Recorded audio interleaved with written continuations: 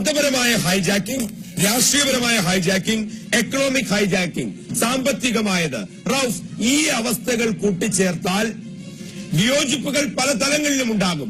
അവിടെയൊക്കെ കേരളത്തിന്റെ അവസ്ഥയിൽ സംരക്ഷിത കവചം സൃഷ്ടിക്കാൻ നമുക്ക് ഓരോരുത്തർക്കും ബാധ്യതയില്ലേ? ഇത് അട്ടിമറിക്കപ്പെടുന്ന തലങ്ങളിലേക്ക് അന്യരാജ്യങ്ങളിൽ നിന്ന് അല്ലെങ്കിൽ മറ്റ് ഏതോ ഒരു ഗൃഹത്തിൽ നിന്നാണ് ഇടപെടൽ ഉണ്ടായാൽ പോലും നമ്മുടെ കുഞ്ഞുങ്ങൾക്ക്, നമ്മുടെ ചെറുപ്പക്കാർക്ക് അത് ആകർഷകമാകുന്നുവെങ്കിൽ അതിന്റെ അപകടത്തിന്റെ തോത് അത് തിരിച്ചറിയപ്പെടുകയും പ്രതിരോധമൊരുക്കുന്നതിന്റെയും ശക്തി എത്രമാത്രം വലുതായിരിക്കണം? റൌഫ്, 3 കാര്യങ്ങളാണ് എനിക്കിത് സംബന്ധിച്ച് പറയാനുള്ളത്. പറയാനുള്ള പൂർത്തീകരിക്കാനുള്ള ഒരു അവസരവും സമയവും തരണമെന്ന് ഞാൻ ആദ്യമായിട്ട് പറയാണ്. ഒന്നാമതായി, നമ്മൾ ആഗോള ഭീകരതയെ സംബന്ധിച്ചും അത് ഇന്ത്യയിലെ കേരളത്തിൽ ചെലുത്തുന്ന സ്വാധീനത്തെ സംബന്ധിച്ചാണ് നമ്മുടെ ചർച്ചയുടെ കാതല്. യഥാർത്ഥത്തിൽ ആഗോള ഭീകരത ചർച്ച ചെയ്യുമ്പോൾ നമ്മൾ ചർച്ചയ്ക്ക് വിധേയമാക്കേണ്ടത് എന്താണ് ഭീകരത എന്നുള്ള നിർവചനം വേണമെന്നൊന്നും ഞാനിപ്പോൾ ആവശ്യപ്പെടുന്നില്ല. പകരം ലോകത്തിലുടനീളം ഹിരോഷിമയിലും നാഗസാക്കിയിലും അഫ്ഗാനിസ്ഥാനിലും ഇറാഖിലും അതുപോലെ തന്നെ ഇറാനിലൊക്കെ മനുഷ്യരക്തം കൊണ്ട് ഹോളി കളിച്ച ഒരു വിഭാഗമാണ് അമേരിക്ക. അവർക്ക് ചൂട്ടുപിടിച്ചവരാണ് ഇസ്രയേൽ.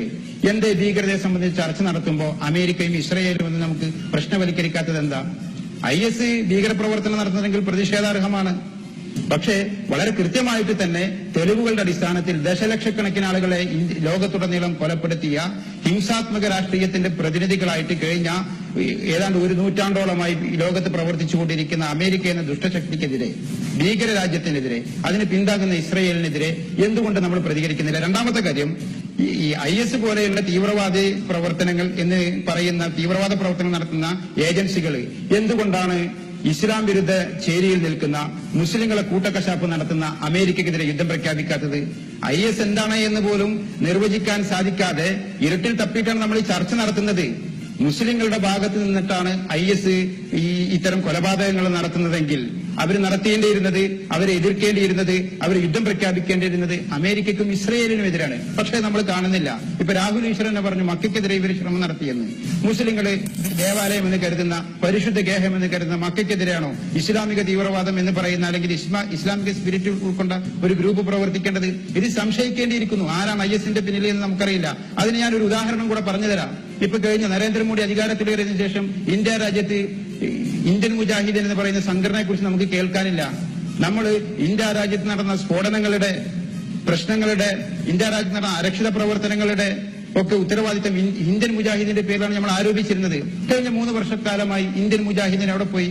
അവിടെ നമ്മൾ മനസ്സിലാക്കേണ്ടത് RSSന്റെ ഗുജറാത്തിലെ മുൻ നേതാവായിരുന്ന ശങ്കർ സിംഗ് വഗേല, നരേന്ദ്രമോദി കഴിഞ്ഞാൽ രണ്ടാമനായിരുന്ന ശങ്കർ സിംഗ് വഗേല, അദ്ദേഹം ഇന്ത്യൻ മുജാഹിദിനെ സംബന്ധിച്ച് നടത്തിയ ഒരു പ്രസ്താവനയുണ്ട്.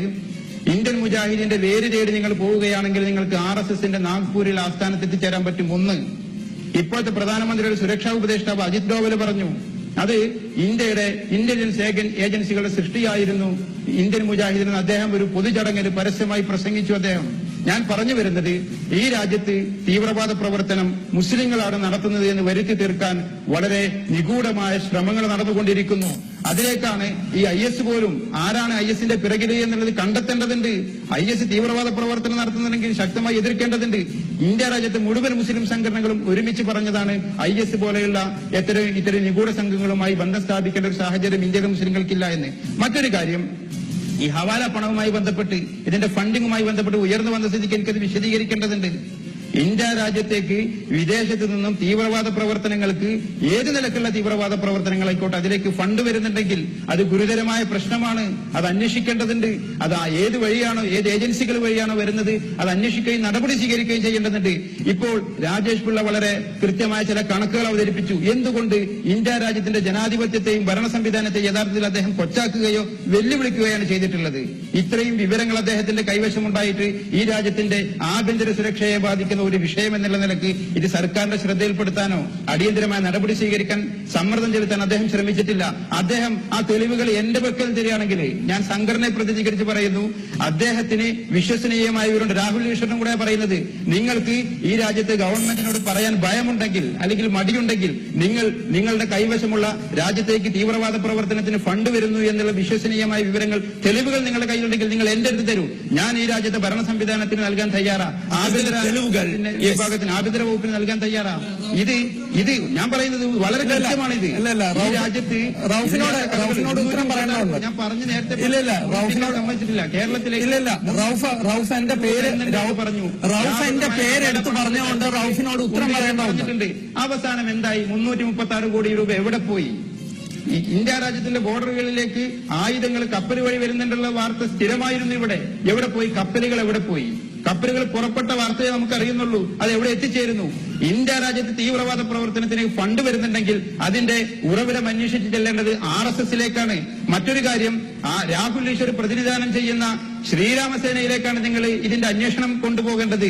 ഈ രാജ്യത്തെ മതത്തിന്റെ പേരിൽ പരസ്പരം ഒരുമിച്ചിരിക്കാൻ സമ്മതിക്കാതെ ആളുകളെ തമ്മിലടിപ്പിച്ചുകൊണ്ടിരിക്കുന്ന കർണാടകയിലെ പബ്ബുകളിലുടനീളം ഐസ്ക്രീം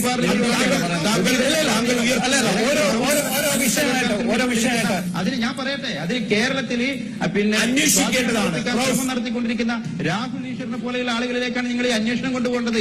അതുകൊണ്ടാണ് ഈ തെളിവുകളൊക്കെ ഈ ഫണ്ട് വരുന്ന തെളിവുകൾ ഹാജരാക്കേണ്ടത് സർക്കാരിന് മുമ്പാകെയാണ്. അന്വേഷണം വ്യക്തമാണ്. റൌഫ് പറയുന്നത് രാഹുൽ ഈശ്വർ നിങ്ങൾക്ക് രണ്ടുപേർക്കും രാഹുൽ ഈശ്വർ അന്വേഷിക്കാനുള്ളത്